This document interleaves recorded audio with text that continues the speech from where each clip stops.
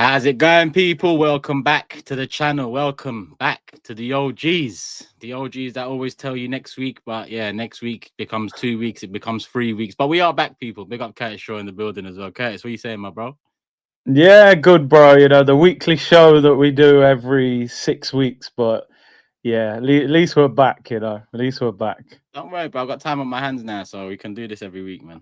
I heard things have changed a little bit. Yeah, changing, whatever word you want to use. Yeah, yeah. Yeah, Transition. yeah.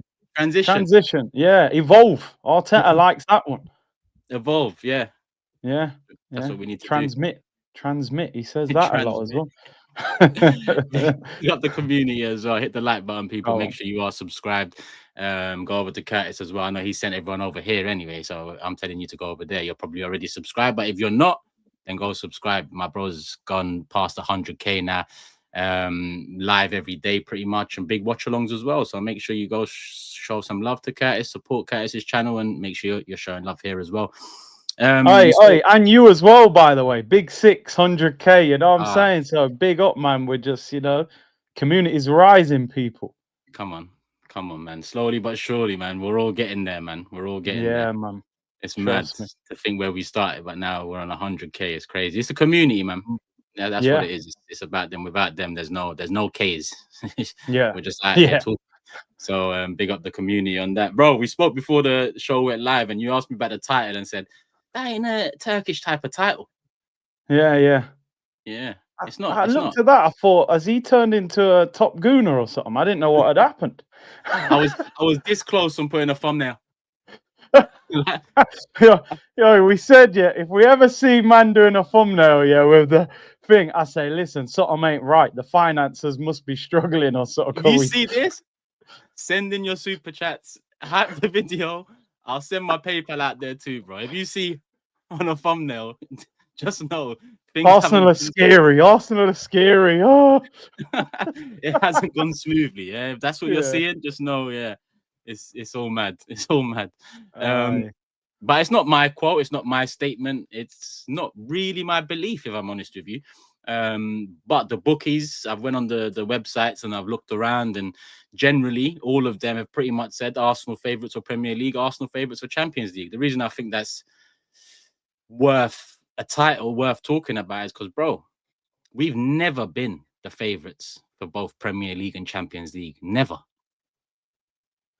Do you know what, bro, though? Don't you think, like, whether we agree with it or not, the Premier League one I can look at and go, okay, maybe I can see the angle, what they're looking at.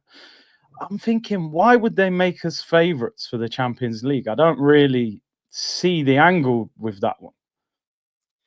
But that's why I want to talk about it, because this is done by people that don't want to lose money. This is done Mm, by people that are as neutral as it can get.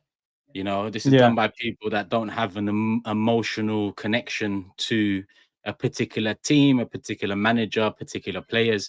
So I think, when you consider the impact it can have on these betting companies, they are very, you know, wise with the way they do their odds and stuff. So I think mm, outside looking in, the perspective, the squad depth, the start to the season, I think it's coupled up with obviously Liverpool's last two losses as well. Because I guess if we checked this a week ago, Liverpool would yeah. be favourites for the Premier League and Champions League after one game. I don't know, if they can really label a favourite confidently. But that's why I think it's worth talking about, because we tend to, inside we've been emotional last however many years in this stadium, never getting over Yeah. the line in terms of a major. So there's always that doubt. There's always that pessimistic side. There's always that, what about this? Even though everything else might be good, what about this? What about that? So it's more from the perspective outside looking in now. And, all the talk, looking at the bookies, it's that Arsenal are primed now. And we both said we need to do it this season, but needing to do it and being the favourites to do it from a neutral perspective, it's different things. I think the bookies are doing it from 2 points of view. They're thinking, number one, we've probably got the best back four in Europe, I would say, not even just the Premier League. Like, even you look at Madrid's defense, Barca last night, they're back four. Maybe PSG, they've got a very good defense. Their fullback's unreal. But Man said I, Bet 365 won't be in the dugout. Yeah. But you know the other thing, they're probably doing it for sensationalism to go, you know what I'm saying? They know as well that Arsenal, we're loud on social media, bro. So when they start saying, yeah, Arsenal are favourites for the Champions League, that causes commotion, it causes pressure, it might swing the market a little bit. So these guys are smart, man. They know what they're doing as well. If you had to say favourites for Premier League, who would you say right now? Who did you say beginning of the season? Because I said Liverpool, considering they're defending champions, what they've done in the window and what they were about to do with Isak. Yeah. It has I think you thought the same, but what are you thinking now? Looking at Liverpool, even though they won the first 5 games, there was chinks there that we all hoped would be exposed down the line, and lucky for us, it was exposed the same weekend we got our biggest win of the season for a long time, in my opinion. Yeah, I mean, I thought it'd be Liverpool as well because their window was powerful. Yeah. Listen, this week's given us all hope. You know, we've seen two teams in Galatasaray and Palace who got at Liverpool, and you saw their weakness, and that's why I was so frustrated when we went there because it was like they're there to have a go at them and score goals, and we didn't. So, have I changed my mind? Probably not, because and some people say, you know, you're being harsh, but my thing with Arsenal has always been Mikel Arteta.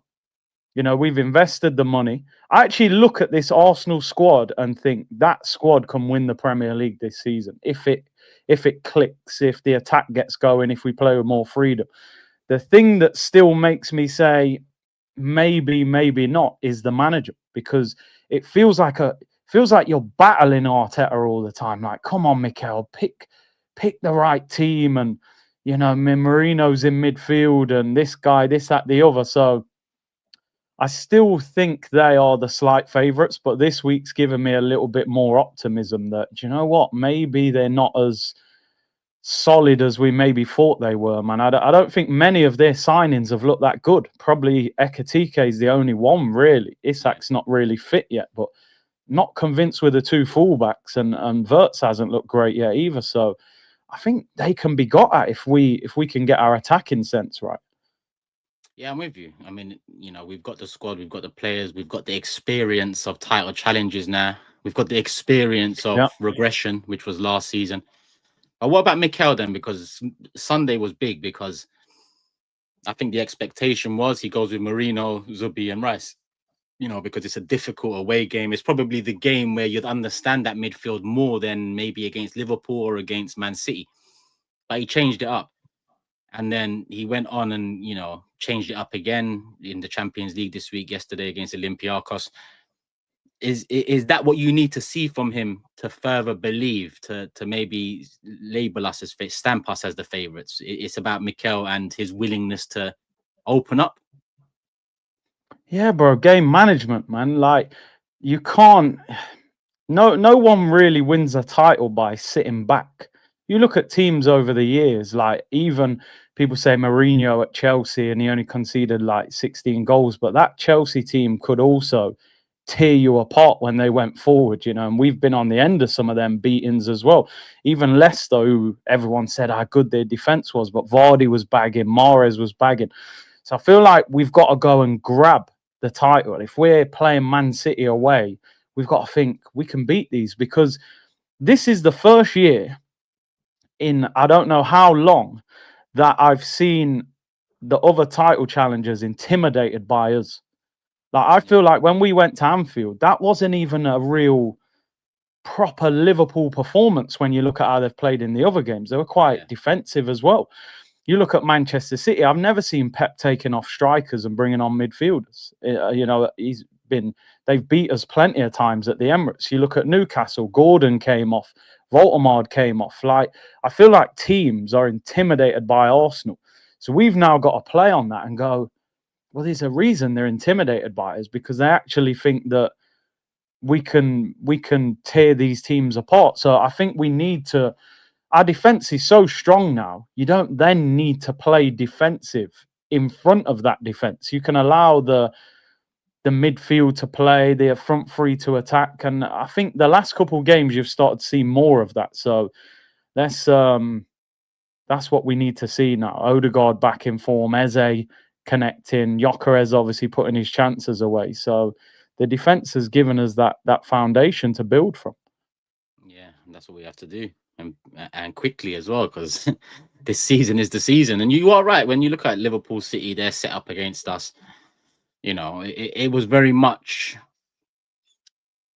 it was a turning point in itself when you look back at it, because even though we've got positive results against them over the last 2-3 years, maybe 2.5 years, they've never set up in a way where, like you said, there's a bit of worry about us. They've always set up to do what they need to do, or are used to doing.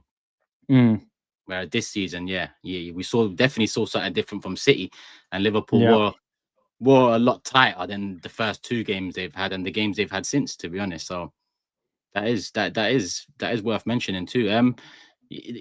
Listen, Odegaard yesterday, Gyökeres, Mm. Odegaard, the topic of conversation. I see you saying the Gyökeres stocks that you invested in, you're worried about them, but listen, I've got stocks in him as well, mate. A lot of us wanted him. What did you make of it?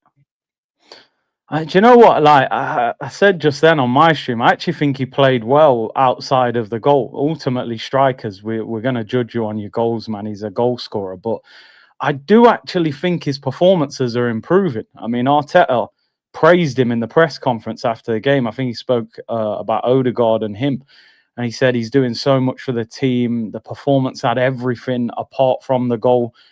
I think he looked sharper, he looked quicker. I think on that Martinelli goal, that was the first real like beast mode Gyökeres moment that we've seen, like a Diego Costa run that he used to do.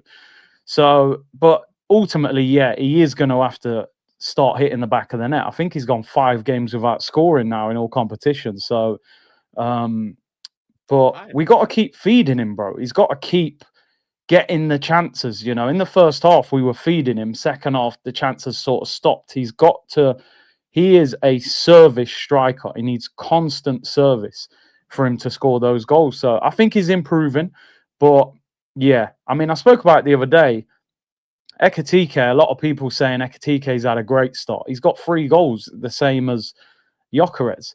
Kolo Muani's done nothing really at Tottenham. Sesko's got 1 goal at Man United. Like, not many strikers have gone to clubs this summer in the Prem and just started ripping up the league. It's a tough league to adapt to, man. So I think be patient with him. I think the goals will come. But if we're sitting here in a couple months' time, I'm gonna be struggling to defend him, But I think he's all right. I think the last 2 games was probably his best overall games, and that's 2 games he didn't score in, which is weird because I want my strikers to score. But the last 2 games have also been, going back to what we said about Arteta changing it up, loosening up, opening up. I think a lot of people last night were saying, "Oh, if Havertz was fit, he'd be coming on, or he'd start this game." But I think if Havertz plays up top, you don't create the sort of chances we create in that first 30 minutes. Because a lot of those chances we created in that first 30 minutes was down to Gyökeres running in behind. And that's just not something that Havertz does often. He does drop in, but he doesn't tend to peel off and try and, burst past the last man and get on the end of things. Whereas Gyökeres, a lot of the chances, Trossard to Gyökeres, I think that was probably his best chance where he cut in. I said on your stream yesterday, I respect that he went to go top bins and smash it and go for that wow goal. But at the same time, I understand people saying, just bury it, bro. Just, Henri it into the bottom corner. Get your 4th goal of the year. Like, get things rolling a little bit more. But I think the confidence is still there for him to try and smash it in the way he tried to smash it in. So take it with a pinch of salt. The other chances, I think the Martinelli, when he was unlucky, it didn't go in and Martinelli tapped it in. But again, it was his run. It was his physicality that, caused problems. Martinelli break when he should have looked up and passed it across, and he would have been one-on-one Gyökeres. So all those runs, I think, are runs that you won't get from a Kai Havertz. And this ain't me, before people say my agenda's agending. I'm not. It's just the facts. I think when Havertz plays there, you don't get the chances that we created to say if Havertz was there, he would be burying them, because it'd be a very different game. Yeah, because he's more of a false nine, isn't he? Like I said at the start of the season, I'm looking for 20 league goals from Gyökeres, and I still believe he can get that. Um, I think what have we played? 6 league games now? Is it 6 or 7? Yeah, six, Six or six. Yeah. 6. Yeah, he's got 3 goals, 1 in 2.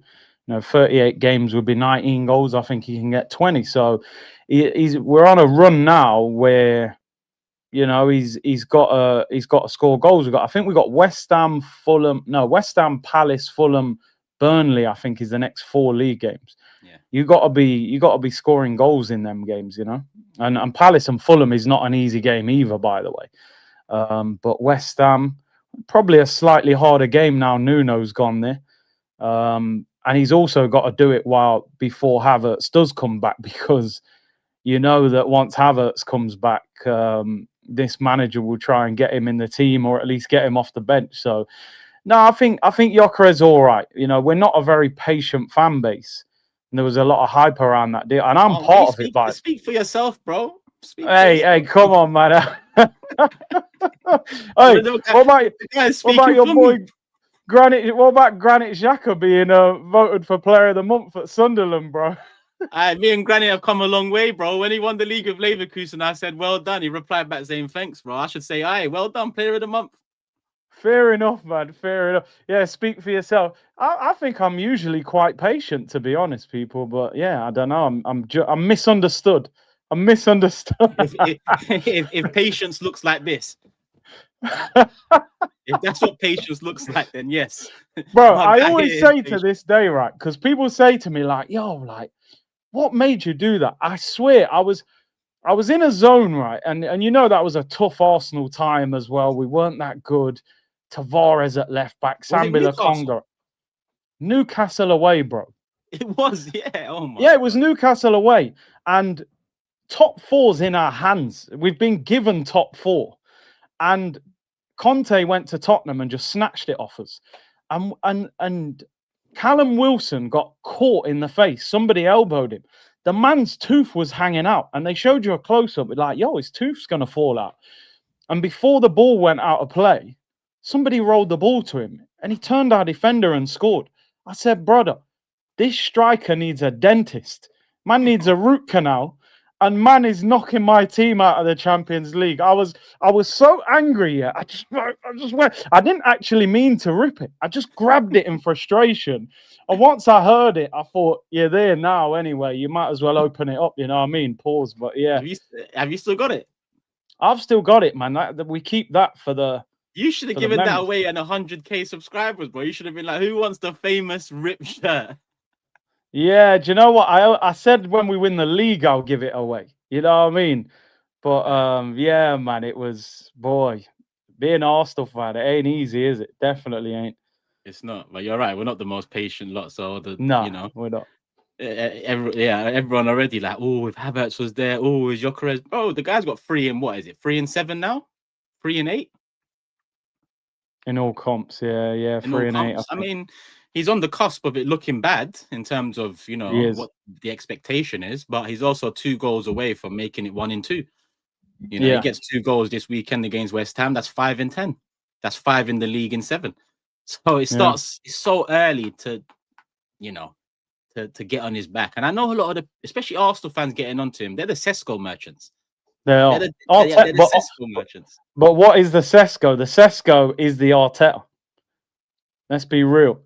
The the the Yeah, the narrative was Arteta wants Sesco, so half the Arsenal fan base said, I want Sesco. Do you know what I mean? yeah, Then the moment Gyökeres signed, Gyökeres was, oh, what a goal scorer. Sesko's a bomb at Man United, 1 goal in 6 or whatever. So this what we were saying in the summer. Like, you don't have to just go along with whatever the club says. It's not always right, is it? yeah. I mean, you look at Cesco now, and all those stat merchants that were, trying to say, yeah, don't worry about the 13 goals. Look at what he does outside the box. I mean, I'm still looking, and I'm not seeing.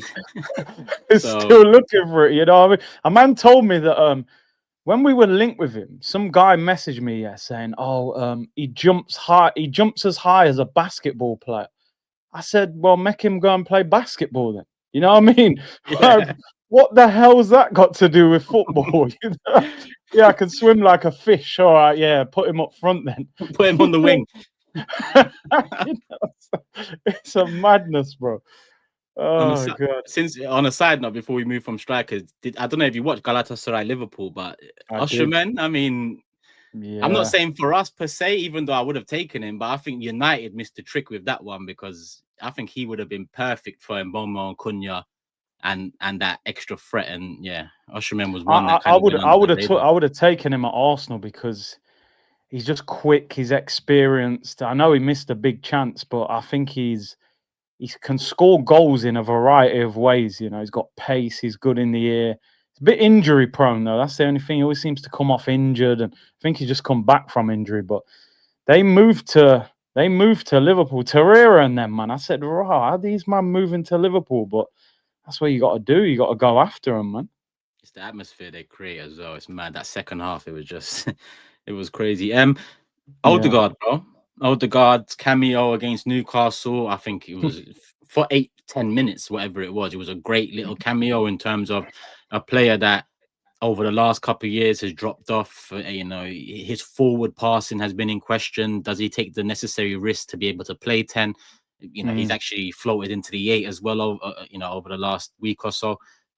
But off the bench against Newcastle and then against Olympiacos, I saw you. I agree with you. Man of the match against Olympiacos, and he made a difference against Newcastle. How do you? Obviously, he's been our starter, but we got Eze in, and then Eze centrally has already shown what he can do this season. He can do things that Odegaard can't, and I think vice Yeah. versa too. On his day with Odegaard, he can do things that maybe Eze can't. But Odegaard moving forward, best 11. Do we have a best starting 11? That's the question. Because when you look at the squad depth, if everyone was fit, and the reason I asked that is because let's look at Liverpool's not a good example. Let's look at City. There was a time City had Mahrez, Sterling, Sane, Aguero, I want to say Jesus, all at the same time. De Bruyne, David Silva, Bernardo Silva, all at the same time. And there wasn't necessarily a best 11. There was a best 8. And then there was a few positions that you could change it up and still be as confident as you would have been if your favourites were playing. Do you think Arsenal have a best 11 from if everyone's fit?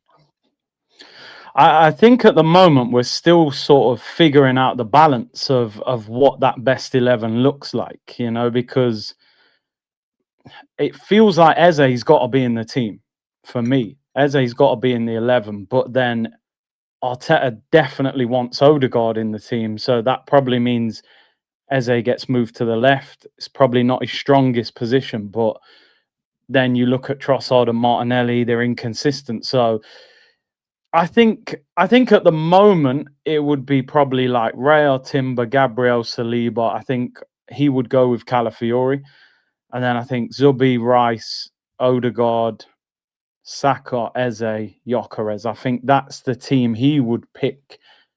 Probably if everyone was fit. Although you never know with him, he'd probably get Marino and Trossard in there or something. But listen, I said it yesterday. I still think we need a left winger. And some guy was in the chat going, "We bought Eze. What you still asking for a left winger?" I said, "Bro, to me, he hasn't solved the left wing situation. Like he can play on the left, he can play in the Odegaard role, but in terms of a specialist left winger, I still don't think we have one. I still think we need to go into the market. And I still think maybe we're a centre midfielder short as well, if I'm being honest. We're not overloaded in there. You're looking at Rice, Zubimendi, Marino, Norgard. I would still take.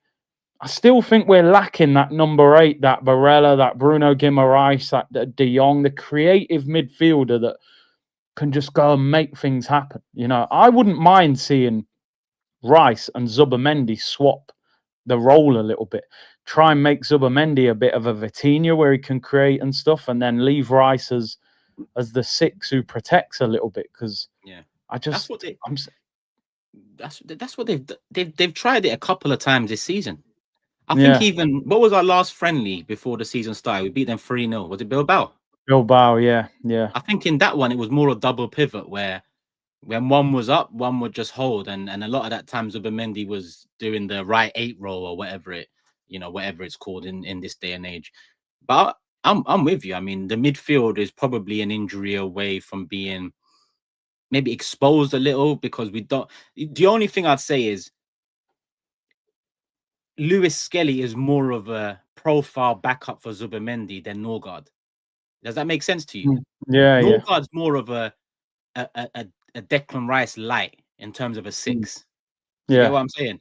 The physicality and that, yeah. Yeah. Whereas Zubi to Norgard is firstly it's a drop off in quality, and then it's completely different DMs. Whereas I think if Lewis Skelly is that guy that maybe you start seeing in midfield, then I'd understand it a little bit more. But we haven't even seen that for any more than I think 20 minutes towards the end of last season, Lewis Skelly being in midfield. But you are right, because Zubi is very important right now, because without him, you're talking of a midfield of Norgard, Rice, and whatever. And Yeah. automatically it's become very stiff with just that change.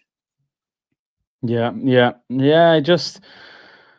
It feels like a work in progress. It's funny because Zubimendi's done all right, but I've been on the streams going, I feel like we can get a bit more from him. But then today he's been nominated for Player of the Month in the Premier League, so people obviously think he's playing really well. I think, it's early settling into a new league, and you can see on the ball that he's got a lot of quality. It's just defensively a little bit concerns me that we're not as powerful in that role as obviously when we had Partey. They sort of gave Rice a lot of freedom because you knew physically he could win the ball back. So I think Arteta can mix it up in some games. I wonder if certain times you could play Odegaard and Eze in midfield without them playing on the wing, and maybe play one of them. Do you know what I mean? I just think he's got so many options.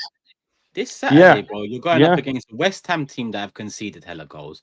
They've got a new manager, a manager that is going to go in with more of a handbrake on approach than anything else. So what do you do? I would go in with Odegaard 8, Eze 10, if I'm honest with you. That's what I would go in with, because I just want to see that more as well. Yeah. Like Pep at times went with De Bruyne and Silva, or Bernardo Silva and David Silva, De Bruyne, Bernardo Silva, Foden. So he'd mix up the midfield sometimes to open it up a bit more. And I think when you've got Rice, people forget, and I don't know how quickly people have forgotten. When we signed Rice, he was the best ball winner in this league. Most interceptions, most tackles. He was all over the pitch. Now he's still all over the pitch, but his job responsibility is different. His role responsibility is different. But as a six, I don't think you can find a better six behind a attacking two. Yeah. If that makes sense. In terms of when you've got an attacking two, like an Eze Odegaard, let's say, or an Eze Nwaneri, whatever, you want your six to be able to cover ground, win duels, tackle, intercept. And Declan Rice is, pretty close to the top of every one of those metrics in terms of as a six, which we haven't seen him for a long time. Yeah, I mean, I still think Rice is a six, and you look at, Rodri is probably the pinnacle of sixers, but he's struggling with fitness at the moment. Caicedo's become a very, he's a quality player, more box to box, I would say. But Rice, I just think, gives you so much protection in front of the back four. He can hunt people down. He's quick. He can win headers. He can tackle. He can start attacks. You can let him join in sometimes. I just think if you was playing attacking midfield for the opposition right now, and you're breaking on Arsenal, would you rather be running at Declan Rice or Zubimendi? I think you'd rather be running at Zubimendi. He's not that quick. He's not that powerful. I just think Rice in front of the centre-backs gives you that insurance policy that then you can allow the rest of the team to, you lot can go, man. Rice is here, the two centre-backs, Timber's there. People can go and join in and attack with that freedom, knowing we're not going to get exposed on the break. The thing people have always worried about with Rice is what we saw in the Euros for England, was that when he's in the six, is he good enough to take the ball on the half turn under pressure? You know what I mean? Where Rodri is elite at that. Zubimendi is very used to that as well. So that's where you need to develop that part of Rice's game. But he's got great options. That's You where can almost pick. Odegaard loves dropping in to collect the ball, bro. So in that Mm, scenario, I just see Odegaard as an 8, help him rise out in that situation. Because you are right, that is a limitation of his. yeah. Yeah, Odegaard drops in all the time, don't he? So you could put him there, let Eze go and float. I think he'd be a perfect, like you said, opportunity. Nuno, you know what he's going to do. He's going to put 10 behind the ball. He'll leave Jared Bowen up and they'll try and hit us on the counter attack. So this is the kind of game where you should go, do you know what? I need 2 or 3 creative players on the pitch, because this is the game again where Gyökeres is going to need service, because West Ham got Mavropanos and they'll wrestle him, and this is where every week it's going to be game management for Arteta. You've got so many options.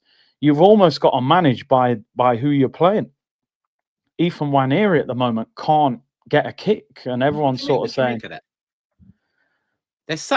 I mean, listen, everything's going well. I'm not trying to turn over a stone of negativity, people, but I'm just curious. He was out of the squad against Newcastle, and then to be honest with you, when I looked at the lineup yesterday, bro, I thought I don't mind the rotation. I'm happy with that, but I think Nwaneri, this 11 is a Nwaneri short of being complete. I didn't like Martinelli and Trossard starting. I thought you should have put Nwaneri on that right, maybe. And then he went on to make subs in that position, bring Saka on where you probably didn't need to do that. And Nwaneri is again left, or were left wondering what. Now, listen, when you're winning games and things are looking good, you don't care too much about all that stuff. But I'm sure he does. So do you think it's more of, a lot of people say he doesn't do what Arteta wants him to do off the ball? Do you think it just comes down to that? It's probably maybe age profile as well. I always think when you've got a big squad, it's easy to leave the young player out, because ultimately Martinelli's on 180 grand a week. Trossard's just had a pay rise. If you start benching those guys and not bringing him on, that leads to questions from upstairs. Nwaneri's 18. You can say, "Oh, be patient. He's young. He'll get game time." Blah blah blah. It just felt a bit like he's just signed a new 5-year deal. You've got Eze and Odegaard effectively in that attacking midfield role. So your third choice there, so that's going to be very difficult. And then on the right, you've got Saka, you got Madueke, and then yesterday it felt like that's the perfect opportunity for him to play on the right. And you've put Martinelli on the right, and then it didn't even bring him on because Saka came on. So I thought, I thought Ethan was gonna get a lot of football for Arsenal this season. If he's in this situation in January, you think you don't want to be in a situation where he becomes another Reece Nelson, where at 17 and 18 he's the star youngster, and by 20 hasn't developed enough because he hasn't played enough football. So I think they might have a situation in January where you say, if you're not playing him, you might be better off loaning him to allow him to develop. Not that I would want to loan him because I think he's good enough to play, but him not playing doesn't help him either. So it'd be interesting. The reality is, it's and I'm going kind of extreme here. There's no way you keep that side of the pitch happy for the next 5 years. Do you get what I'm saying there? Because Saka is there. Saka, we hope, will sign a new contract, and Saka is the guy. But then Daumann's come in, and he's only 15, so 5 years brings him to 20. But he started getting minutes. We've seen youngsters get more and more minutes younger. So you'd think in two years, Daumann's probably expecting maybe first team football because of the level of quality he has. In that time, you're looking at Nwaneri, who again has the quality to be able to play more. But with Saka there, and then Odegaard, because I think Nwaneri is a better suited 10 than he is on the right, but I like him on the right too. But then you add Odegaard into the equation as well. I don't think you can keep Odegaard, Saka, Daumann, Nwaneri happy for the next 5 years. So it's just about balancing it and making sure people are getting the necessary.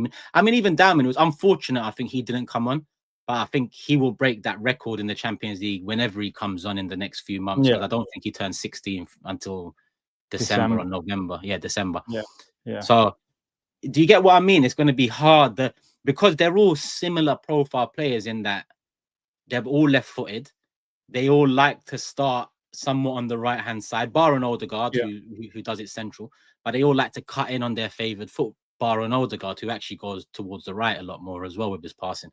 But they're all similar players in that sense.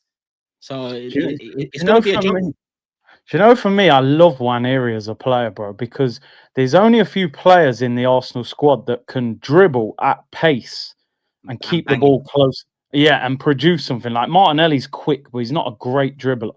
Like you look at the Forest game and the Leeds game, he wasn't amazing, but he puts you on the back foot because he drives at you through the middle of the pitch. He'll commit bodies, and you think, yo, you need to use this quality. But I just think we've ended up overloaded in the sense that you got to remember he signed the new contract before Eze signed. Eze wouldn't have signed if Havertz didn't get injured. So he would have probably been the backup to Odegaard. Odegaard's had a couple of shoulder injuries.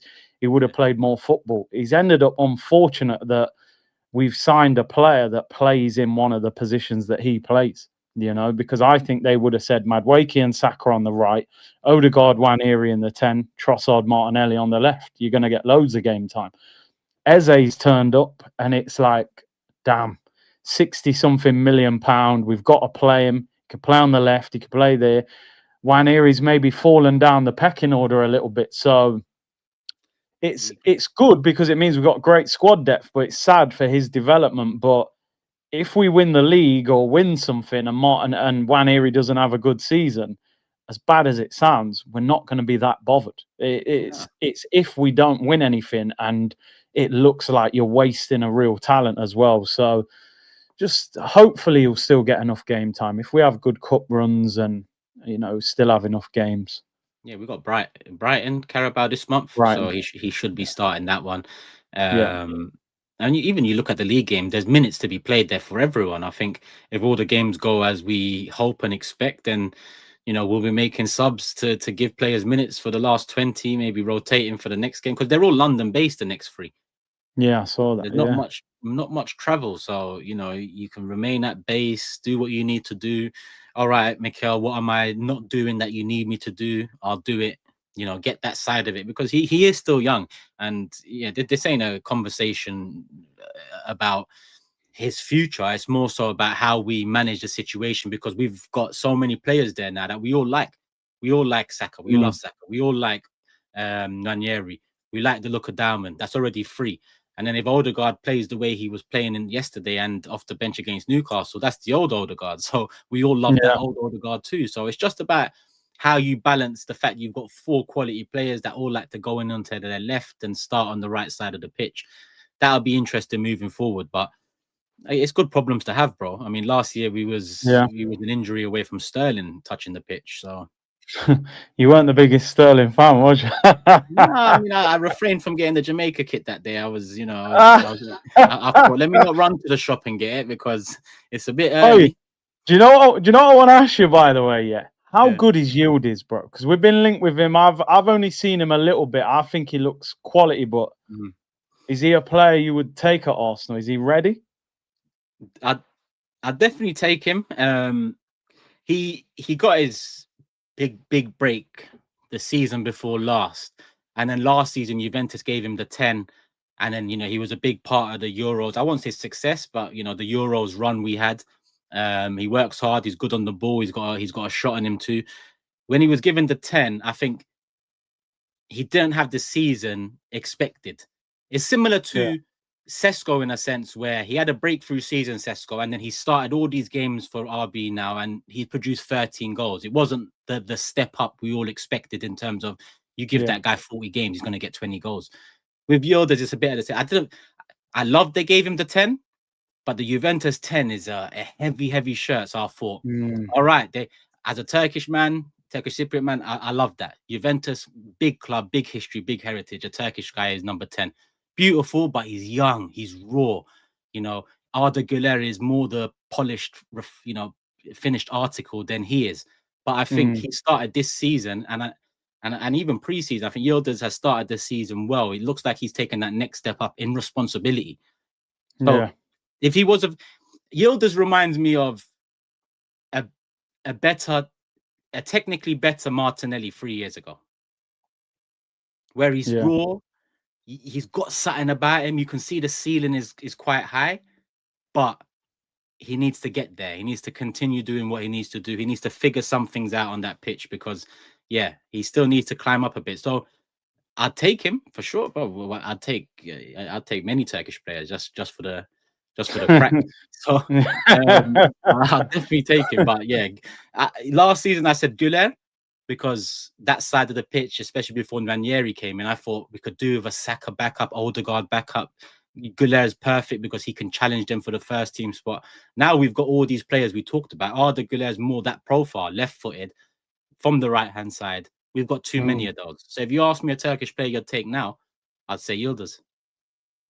Yeah, yeah. It seems like we're being linked with him as well, and you've a bit of financial difficulty, so be interesting if we go for him. Yeah, but you know what, man? Come on, man. These rumors don't. Yeah, January us. Come on, man. Yeah. We probably won't do anything. I don't think in January with the players. We got so many players. Jesus coming back, Havertz, Madueke. We're more likely to get rid of someone probably. Yeah, there was the rumor was Trossard the money, right? Yeah. I mean, if that's a possibility, cool.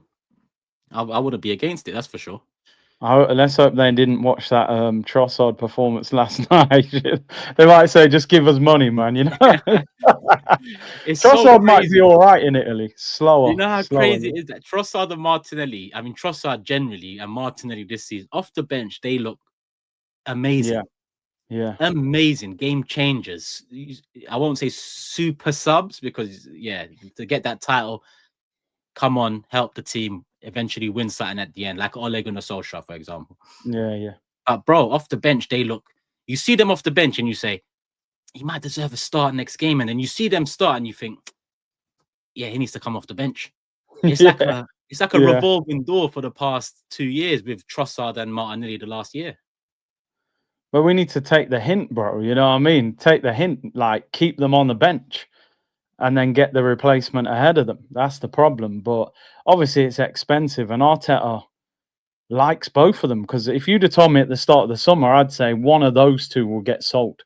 I'm quite surprised they're still both at the club. I think he wanted Nico Williams. I think if Williams would have been signed, one of those two would have been let go, but he never got Williams. I mean, I think Nico Williams overrated anyway, to be honest. But yeah, it's maybe the left wing thing will be next summer. They'll go. Rodrigo's only started one league game and one Champions League game so far. They've only had two, but 2 starts in the first 7. Yeah, I showed that Kiko Martinez video where he's saying basically in Spain they thought the deal was done. He was signing for us, and Rodrigo. Yeah, he put out a video saying like basically in Spain the story was Rodrigo's leaving and he's going to Arsenal, but apparently Rodrigo backed out of it and said like, I don't want to leave Real Madrid. And then now the guy's hardly playing, like he just can't get in the team. So I think they tried to get turn you off for that pause. I don't mean in that sense, but I mean that's. You see how bare people would be like, he doesn't even play for Real, and he's a coward. He doesn't want to leave. I don't want him no more. Does that turn you off him next year? Pause again. Do you know what it is though, people? I look at it and think, did Alexis Sanchez want to leave Barcelona when we signed him? You know, was he going, oh my God, I desperately want to go to the Premier League? Yeah. He's probably going, I'm at Barcelona, I'm living the high life, the sun's out, I love it here. But they said, you got to go. And he went, well, okay, I'll pick from my options. Like, I don't think every player that has joined Arsenal has been like, I want to be there. It's a boyhood dream. Some of them have been kicked out. Mesut Ozil looked so happy, so good in that Real Madrid team. They said, look, Bale's coming in. We got to make money. You got to go. He came to Arsenal and balled out. I don't care. To be honest, I like the whole fairy tale that, he's a boyhood Arsenal fan and we found a T-shirt of, a picture of him in an Arsenal T-shirt when he was a kid. But a lot of these guys, man, they're being kicked out of the current club to go to a different club. So I'm not that bothered. My thing was always, I'm a big fan of Rodrigo, but he wasn't my top. Like, I'd take Leao over Rodrigo. Not everyone agrees with that. I like the physicality of That's fair. Leao. I still have a little question mark with Rodrigo. He's a great player, though. I love the way he dribbles as well. It's just Yeah, he's so good. But that's fair yeah, though. I don't care whether he was desperate to come to Arsenal or not, bro. Like, just if I think Madrid basically said we'll keep you, but if somebody offers this money, we'll let you go. Yeah. So it's difficult for a guy to leave Real Madrid. A lot of people were saying Arda Güler should leave last year. He's not playing. Now he's playing. You Yeah. know, 12 months ago, he'd have said, well, he's too good to be on their bench, but he's been patient. They changed manager. He's starting. So it's difficult for these guys to leave Real Madrid. It's the pinnacle. So if you had one to pick end of the season or January, it'd be Leao, then Rodrigo, or Leao, then Yildiz, or who is it? I, Leao out and out. I'd go Leao Rodrigo. Go Leao for. I think Rodrigo, in a way, is like he's a better player technically than Leao, but I like Leao's unpredictability, if you like. I think he's powerful, he's fast, he's very difficult to play against. I think physically he would handle the Premier League. And I did. You know what I mean? I started the groundwork over there in Singapore, man. You know, I get the impression he was willing to come. I basically went to him and said, "Yo, would you come to Arsenal?" And he was like, "Yo, it's not my choice, man." I was like, "All right, yeah, you know, but I'll just go and make the offer, bro. It was fine." I said to him, "Yeah, I said, imagine you and Saka on the wing." And he just started smiling. He knows, man. He trains with Declan Rice in Portugal in pre-season. How is it? Yeah, he does. If you look at in the summer, Why? the last 2 summers, just some personal trainer that they must both use the same guy, but yeah, they train together. So yeah, I he's wouldn't always mind Leao commenting. commenting Yeah, on. he's always commenting on Jokeres's pictures. I think some Sporting Lisbon connection that they've got there as well. Hey, interesting. I'll take Leao for sure. Rodrigo's my out and out. Yeah. Just because I've seen him do the dirty work that I know Arteta will love as well. You Yeah. know, like he played right wing when it's not his position, but he just kept his head down, done what he needed to do, and he still forged a good, few years out of that success for Real, and he was a big part of it. He Yeah. works the hardest out of when he was starting week in, week out, over the last few years, he's the hardest worker of the lot. So I think that suits Mikel, the pressing, the work rate, the get back and help. But then he also has that level of unpredictability on the ball when he's taking a defender on one-on-one. But listen, Yeah. when you're looking at our squad now, I'll take either. It just Of feels that course. one piece there. But bro, how many complete squads have we seen across every club in Premier League history? I don't really, It's not think many, there's is ever there? been, It's not a many. squad you look at and say they're covered everywhere.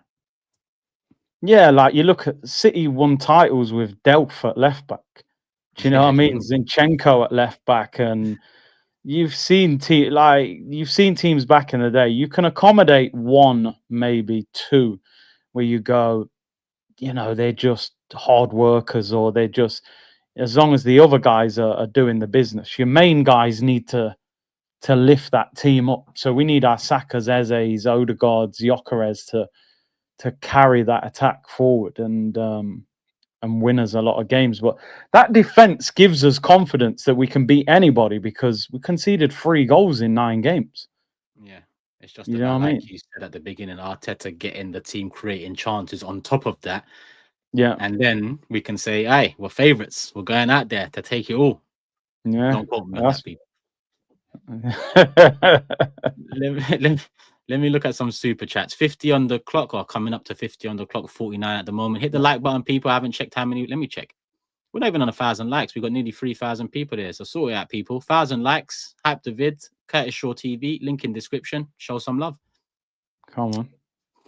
Big up Dennis. Come on, Dennis. Nasser Sunlan. Big up. Nah, my 2 top online gooners bossing a new show together. Big up the OGs. Good luck, Turkish, on going solo. This chat is my support. You got this. And Big C, much love. Your watch alongs are top. Hope the heat ain't too mad for you when Lego Head brings home the big ones, bro.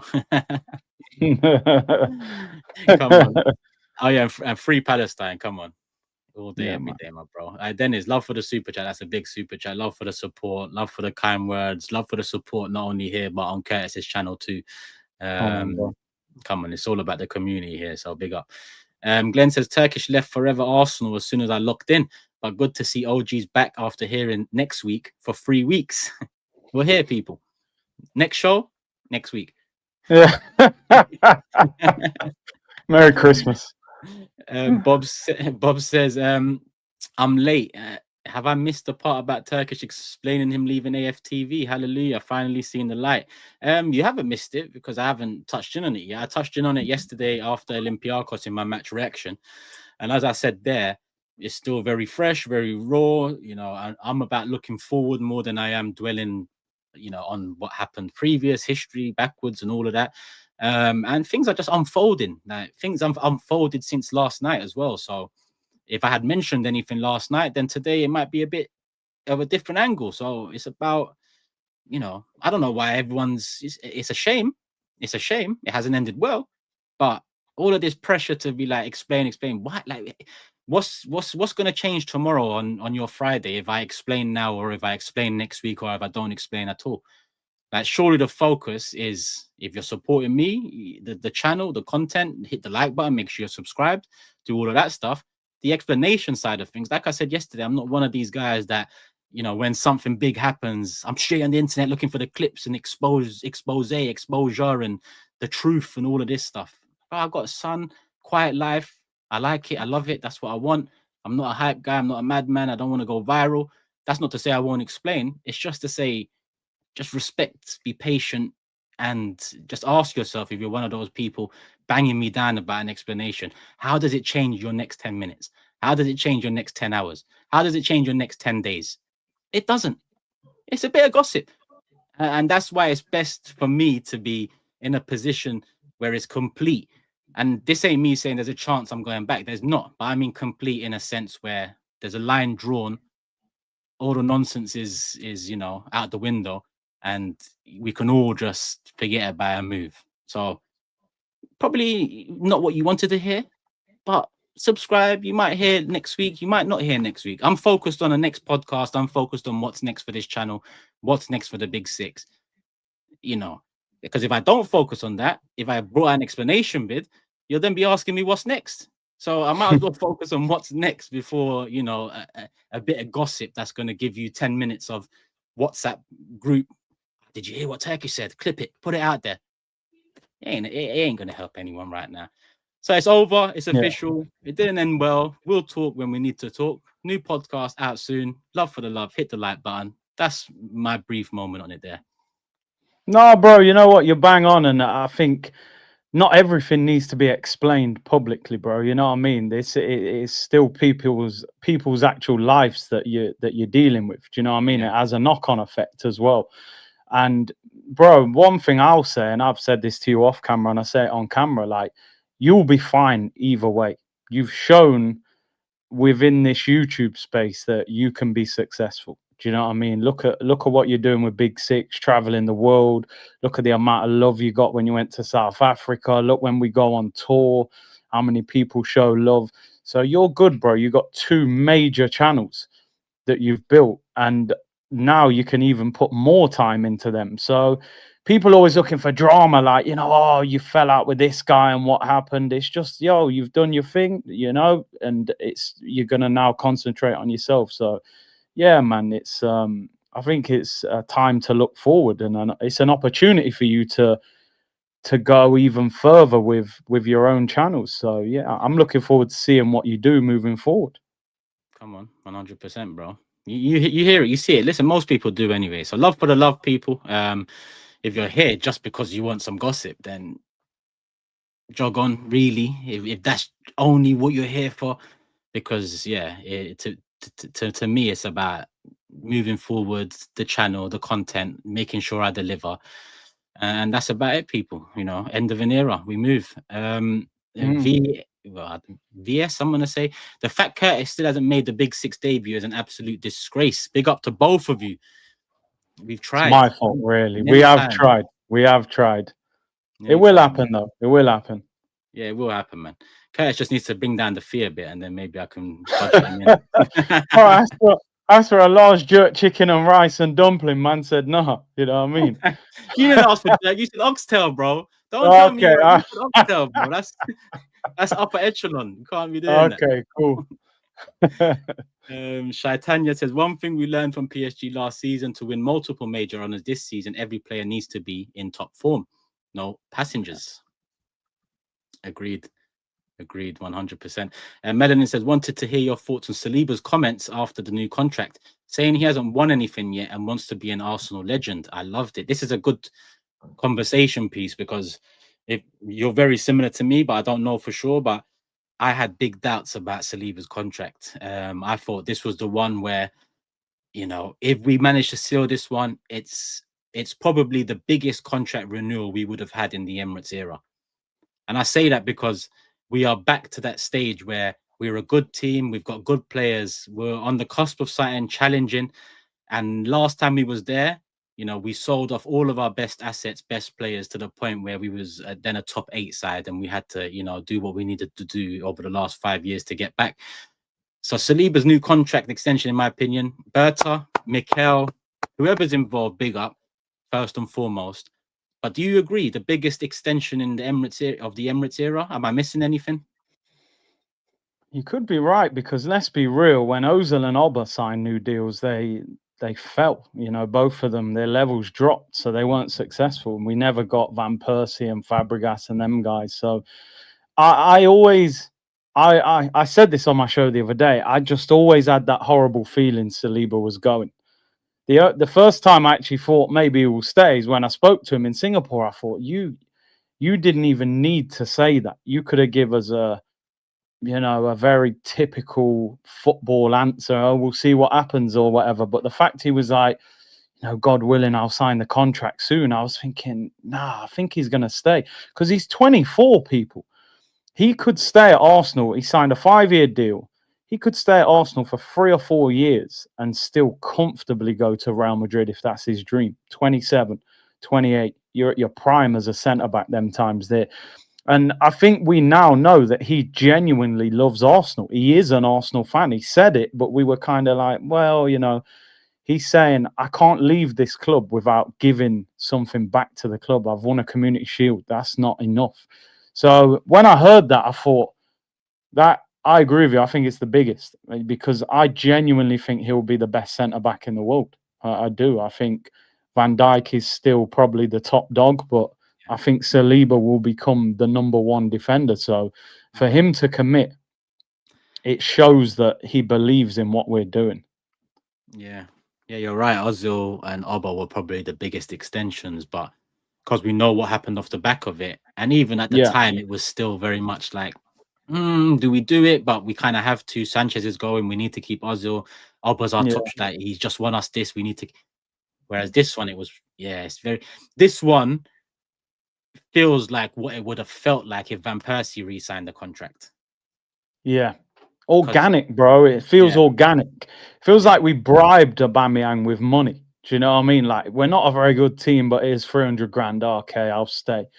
You know what I mean? But this one is like, yo, I love the club. I believe we're going to win something. There you go. I'm going to give you the next 5 years of my career. And listen, one thing's for sure, like, you can sign a contract and still leave in a year or two.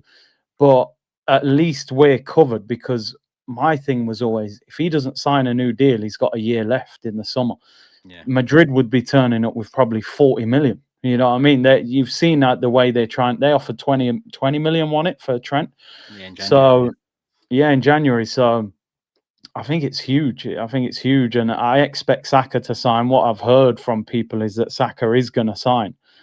So yeah, man, it's all there, bro. I keep saying it. I'm repeating myself. The tools are there.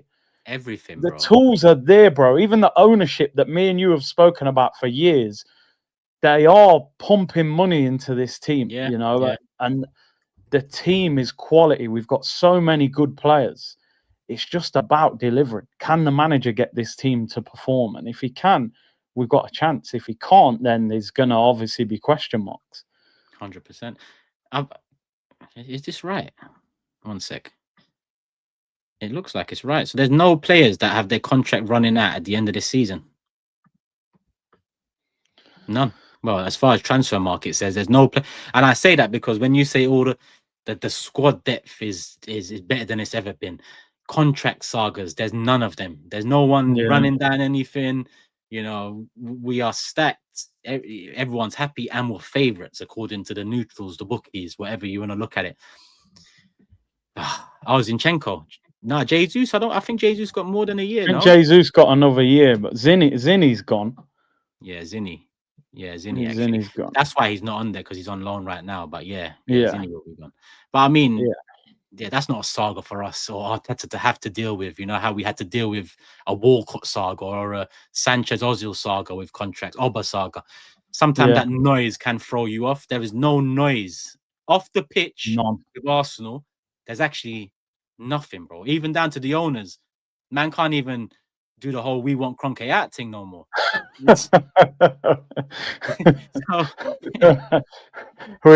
We'll always remember that video, bro. You know what I mean? That's an all-time classic.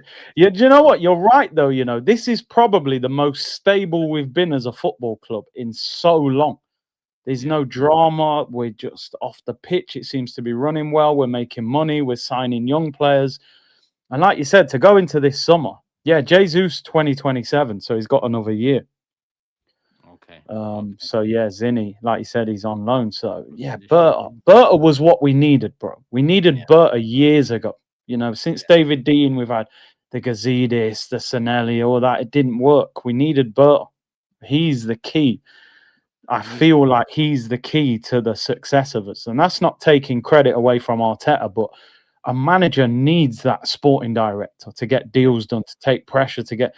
Imagine how much pressure he's taken off Arteta by going, listen, spoke to Saliba, he's committing.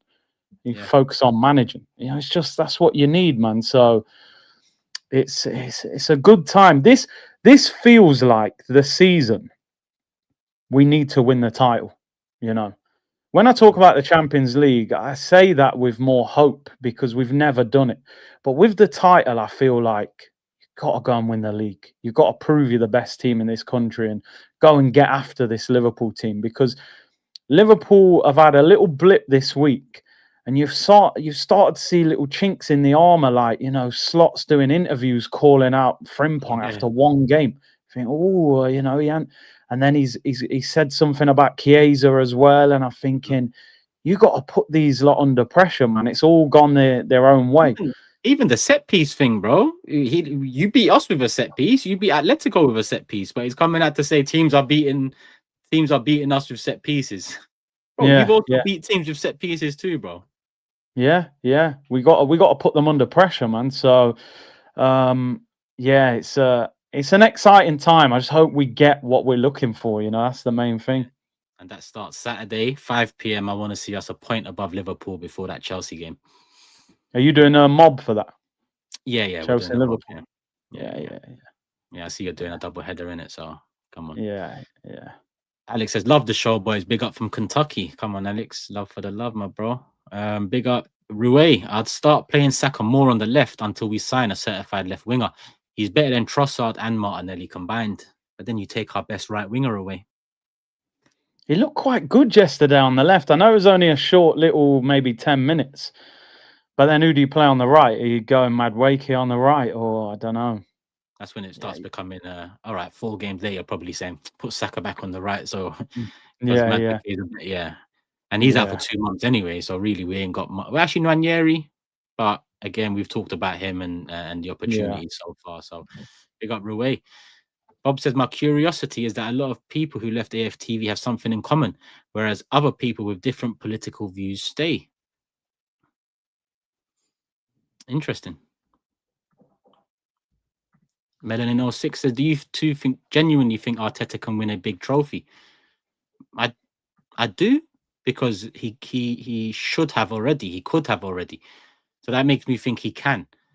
But it's about learning off the errors or mistakes he might have made in the past. Yeah. I mean, do you think he can? I mean, the Emirates Cup's a big trophy, so I mean, I think